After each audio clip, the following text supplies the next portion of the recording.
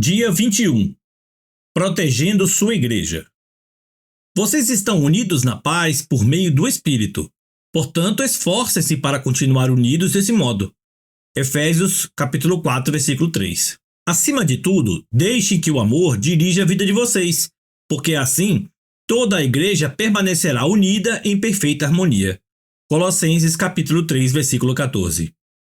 É sua função proteger a unidade de sua igreja. A unidade da igreja é tão importante que o Novo Testamento dá mais importância a isso que ao céu e ao inferno. Deus deseja profundamente que experimentemos unidade e harmonia uns com os outros. A unidade é a alma da comunhão. Destrua-a e estará removendo o coração do corpo de Cristo. A unidade está no âmago daquilo que Deus deseja que experimentemos na vida conjunta da igreja. Nosso modelo supremo de unidade é a Trindade. O Pai, o Filho e o Espírito Santo são totalmente unidos em um. O próprio Deus é o maior de todos os exemplos de amor sacrificial, de humildade para com os outros e de perfeita harmonia. Assim como qualquer pai, nosso Pai Celestial tem prazer em ver os filhos em harmonia uns com os outros. Em seus últimos momentos, antes de ser preso, Jesus orou apaixonadamente por nossa unidade. Vê João capítulo 17, versículos 20 a 23. Era a nossa união que estava em primeiro lugar em sua mente naquelas horas agonizantes. Isso mostra a importância do assunto. Nada no mundo é mais valioso para Deus que sua igreja. Ele pagou o mais alto preço por ela e a quer protegida, especialmente dos danos devastadores causados por divisões, conflitos e discordâncias. Se você faz parte da família de Deus, é sua responsabilidade proteger a unidade da comunidade em que congrega. Você foi encarregado por Jesus de fazer o possível para preservar a unidade, proteger a comunhão e promover a harmonia em sua igreja e entre todos os cristãos. A Bíblia diz: façam todo o esforço para conservar a unidade do Espírito pelo vínculo da paz. Efésios 4:3. Como fazer isso? A Bíblia nos dá algumas orientações. Concentre-se no que temos em comum, não em nossas diferenças. Paulo recomenda: concentremo-nos nas coisas que contribuem para a harmonia e no crescimento de nossa comunhão conjunta. Romanos 14:19. Como fiéis, compartilhamos um Senhor, um corpo, um propósito, um Pai, um Espírito, uma esperança, uma fé, um batismo e um amor. Vê Romanos capítulo 10, versículo 12, capítulo 12, versículos 4 e 5, 1 Coríntios capítulo 1, versículo 10, 1 Coríntios 8, 6, 1 Coríntios 12, 13, Efésios capítulo 4, versículos 4 e 5, Filipenses capítulo 2, versículo 2. Partilhamos a mesma salvação, a mesma vida e o mesmo futuro. Fatores muito mais importantes que as diferenças que poderíamos enumerar. É neles que devemos nos concentrar, não em nossas diferenças pessoais. Lembre-se de que foi Deus quem escolheu nos dar diferentes personalidades, formações, raças e preferências. Logo, devemos apreciar essas diferenças, não simplesmente tolerá-las. Deus deseja unidade, não uniformidade. Mas, para o bem da unidade, não devemos permitir que nossas diferenças, em circunstância alguma, nos separem. Precisamos nos manter concentrados no que mais importa: aprender a amar uns aos outros como Cristo nos amou e cumprir os 5 propósitos de Deus para cada um de nós e para a sua igreja. Nada na terra é mais valioso para Deus que sua igreja. O conflito é normalmente sinal de que o foco foi desviado para questões menos importantes que a Bíblia chama assuntos controvertidos. Vê Romanos capítulo 14, versículo 1 e também 2 Timóteo capítulo 2, versículo 23. Quando nos concentramos em personalidades, preferências, interpretações, estilos ou métodos, a divisão sempre acontece. Mas, se nos concentramos em amar uns aos outros e em cumprir os propósitos de Deus, alcançaremos a harmonia. Paulo implora por isso. Irmãos, em nome de nosso Senhor Jesus Cristo, suplico a todos vocês que concordem uns com os outros no que falam, para que não haja divisões entre vocês. Antes, que todos estejam unidos num só pensamento e num só parecer. 1 Coríntios 1:10. Seja realista em suas expectativas. Agora que você descobriu como Deus quer que seja a verdadeira comunhão, é fácil ficar desanimado pela disparidade entre o ideal e a realidade presenciada em sua igreja. Você deve amar apaixonadamente a igreja, apesar das imperfeições que ela tem. Ansiar pelo ideal enquanto critica o real é evidência de imaturidade. Em contrapartida, conformar-se com o real sem lutar pelo ideal é complacência. A maturidade está em conviver com essa tensão. Outros fiéis irão decepcioná-lo e desiludi-lo, mas isso não é desculpa para deixar de ter comunhão com eles. Eles são sua família, mesmo quando não agem como tal. E você não pode simplesmente abandoná-los. Em vez disso, Deus nos orienta. Sejam pacientes uns com os outros, fazendo concessões às faltas uns dos outros, por causa do amor que há em vocês. Efésios 4:2. As pessoas ficam desiludidas com a igreja local por muitas razões compreensíveis. A lista pode ser bastante longa. Conflitos, mágoas, hipocrisia, negligência, mesquinharias, legalismo e outros pecados. Em vez de ficarmos abalados e surpresos, devemos recordar que a igreja é constituída de pecadores de verdade, entre os quais nos incluímos. Por sermos pecadores, magoamos uns aos outros, às vezes intencionalmente e às vezes sem querer. Mas em vez de deixar a igreja, precisamos ficar ali e tentar de alguma forma solucionar o que for possível. A reconciliação, não a evasão, é a estrada para um caráter mais forte e para uma comunhão mais profunda. Divorciar-se da igreja ao primeiro sinal de decepção ou desilusão indica imaturidade. Deus tem coisas que quer ensinar a você e aos outros também. Você deve amar apaixonadamente a igreja, apesar das imperfeições que ela tem. Além do mais, não há igreja perfeita para onde você possa escapar. Toda igreja tem fraquezas e problemas, e você logo ficará desapontado novamente. Groucho Marx ficou famoso por dizer que não gostaria de pertencer a um clube que o aceitasse como sócio.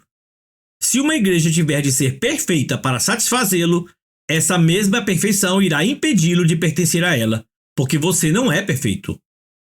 Dietrich Bonhoeffer, ministro alemão martirizado por resistir aos nazistas, escreveu um clássico sobre a convivência na igreja, Vida em Comunhão.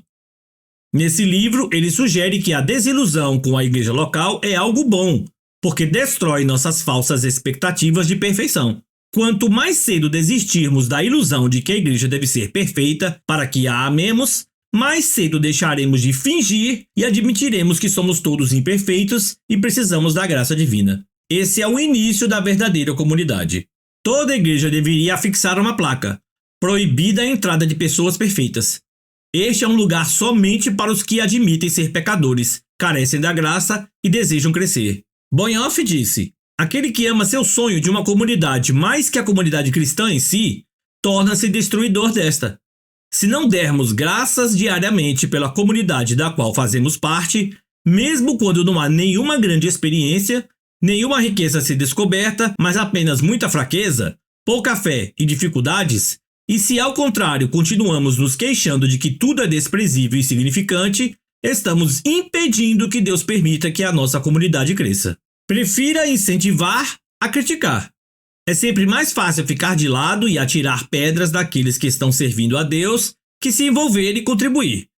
Deus nos adverte repetidamente que não critiquemos, comparemos ou julguemos uns aos outros. Ver Mateus 5:9, Romanos 14:13, Efésios 4:29, Tiago capítulo 4, versículo 11 e capítulo 5, versículo 9. Criticar o trabalho que outro irmão está fazendo pela fé e com sincera convicção é interferir nos assuntos de Deus.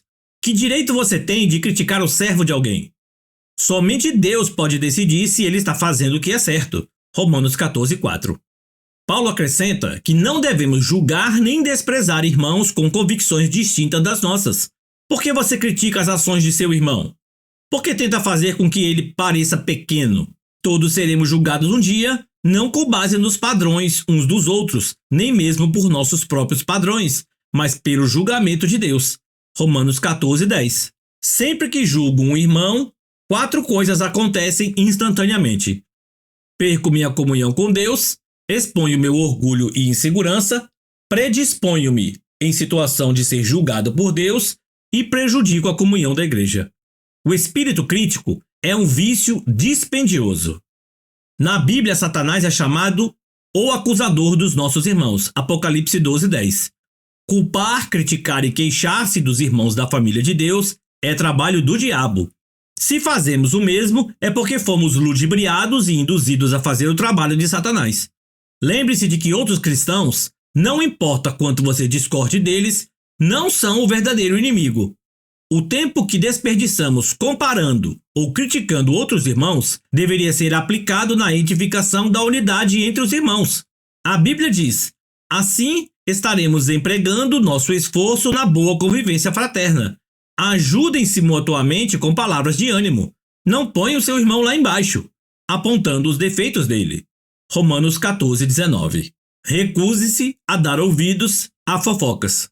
Fofocar é transmitir informações quando você nem é parte do problema nem da solução. Você sabe que espalhar fofocas é errado. E se quiser proteger sua igreja, nem mesmo deve dar ouvidos a elas. Ouvir uma fofoca é como receptar mercadoria roubada.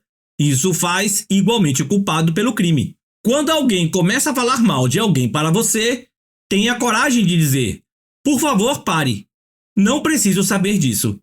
Você já falou diretamente com a pessoa?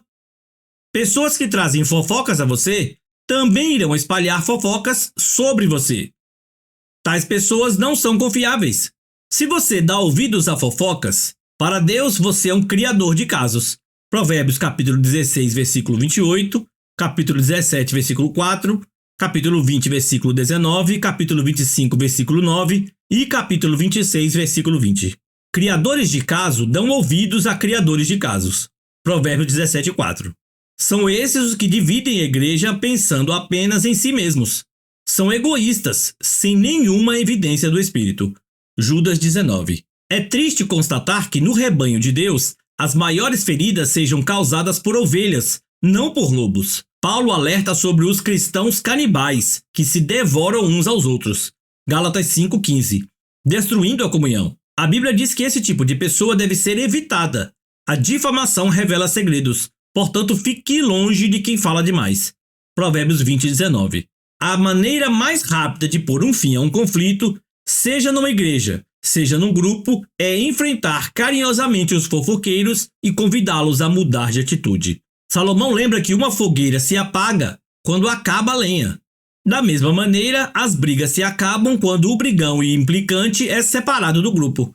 Provérbios 26:20. Pratique os métodos de Deus para a solução de conflitos. Além dos principais mencionados no capítulo anterior, Jesus ensina à igreja um processo simples, dividido em 3 etapas. Se um dos que dizem ser seu irmão na fé prejudicar você, converse com ele. Consertem a situação entre vocês. Se ele ouvir, você fez um amigo. Se não ouvir, tome 1 ou 2 pessoas para que a presença de testemunhas torne um ato legítimo e tente de novo. Se ainda assim ele não ouvir, leve o caso à igreja. Mateus capítulo 18, versículo 15 a 17. Em meio a um conflito, somos tentados a nos queixar a terceiros, em vez de corajosamente falar a verdade de maneira amorosa à pessoa com quem estamos aborrecidos. A primeira atitude só aumentará o problema. Assim, o correto é procurar diretamente a pessoa envolvida. A conversa em particular é sempre o primeiro passo, e você deve fazê-lo o mais breve possível. Se vocês não forem capazes de resolver o assunto sozinhos, o passo seguinte é levar 1 ou 2 testemunhas para que tomem ciência do problema e ajudem na reconciliação. E o que fazer se a pessoa ainda se mostrar intransigente? Jesus ordena que apresente o assunto à igreja. E se a pessoa ainda assim se recusar a ouvi-lo, você deve tratá-la como um incrédulo, descrente. Ver Mateus capítulo 18, versículo 17 e 1 Coríntios capítulo 5, versículo 5. Apoie seu pastor e os outros líderes. Não existe líder perfeito, mas Deus concede aos líderes responsabilidade e autoridade para que mantenham a unidade da igreja. Durante os conflitos interpessoais, esse é um trabalho ingrato. O pastor tem a desagradável tarefa de agir como mediador entre membros ressentidos e imaturos que vivem em conflitos. Ele também recebeu a impossível incumbência de fazer com que todos fiquem felizes, algo que nem Jesus conseguiu realizar. A Bíblia é clara sobre a maneira com a qual devemos nos relacionar com os que nos servem. Sejam obedientes aos seus pastores. Ouçam o conselho deles. Eles estão atentos à condição da vida de vocês e trabalham sob a estrita supervisão de Deus. Contribuam para que a liderança deles seja alegre, não penosa. Por que tornar as coisas mais difíceis? Hebreus capítulo 13, versículo 17. Os pastores um dia estarão diante de Deus para prestar contas sobre a responsabilidade de zelar por você. Eles cuidam de você como quem deve prestar contas. Hebreus 13, 17. Mas você também terá de se explicar. Você prestará contas a Deus sobre seu comportamento com relação a seus líderes. A Bíblia instrui os pastores a como lidar com pessoas que promovem dissensão no meio da igreja. Eles devem evitar discussões e ensinar gentilmente o caminho inverso, enquanto oram para que os encrenqueiros mudem de atitude. Protegemos a igreja quando honramos os que nos servem no papel de líderes. Devemos admoestar os que promovem polêmicas, rogar por harmonia e unidade, repreender os que desrespeitam a liderança e remover os perturbadores da igreja, caso não considere os dois avisos mencionados. Vê 2 Timóteo capítulo 2, versículos 14 e versículos 23 a 26. Filipenses capítulo 4, versículo 2, Tito capítulo 2, versículos 15 e capítulo 3, versículos 2, 10 e 11. Protegemos a igreja quando honramos os que nos servem no papel de líderes. Os pastores e anciãos necessitam de nossas orações, incentivos, apreço e amor. Recebemos a seguinte orientação: agora, amigos, pedimos que vocês honrem os líderes que trabalham arduamente por vocês, a quem foi dada a responsabilidade de encorajar e orientar vocês na obediência. Tenham toda a consideração e amor por eles. 1 Tessalonicenses capítulo 5, versículos 12 e 13. Desafio você a aceitar a responsabilidade de proteger e promover a união de sua igreja. Empenhe-se nesse objetivo com todas as suas forças. Deus irá se agradar disso. Nem sempre será fácil. Em alguns momentos, terá de fazer o que é melhor para o corpo, e não para você mesmo, mostrando preferências pelos outros. Este é um dos motivos pelos quais Deus nos colocou na família igreja, para aprendermos o altruísmo. Em comunidade, aprendemos a dizer nós, em vez de eu. Nosso, em vez de meu. Deus diz: não pensem apenas no próprio bem. Pensem nos outros cristãos e no que é melhor para eles. 1 Coríntios 10, 24. Deus abençoa a igreja que permanece unida. Na igreja Saddleback, cada membro assina um pacto que inclui a promessa de proteger a unidade de nossa comunhão. Consequentemente, a igreja jamais sofreu um conflito capaz de nos dividir.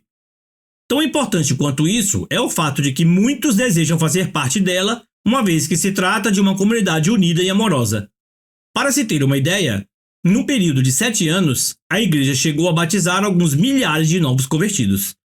Quando Deus tem um grupo de novos cristãos que deseja libertar, Ele busca como incubadora a igreja mais carinhosa que pode encontrar. O que você está fazendo no plano pessoal para tornar sua igreja local mais aconchegante e amorosa? Muitas pessoas em sua comunidade estão em busca de amor e de um lugar ao qual pertencer. A verdade é que todo mundo precisa e quer ser amado.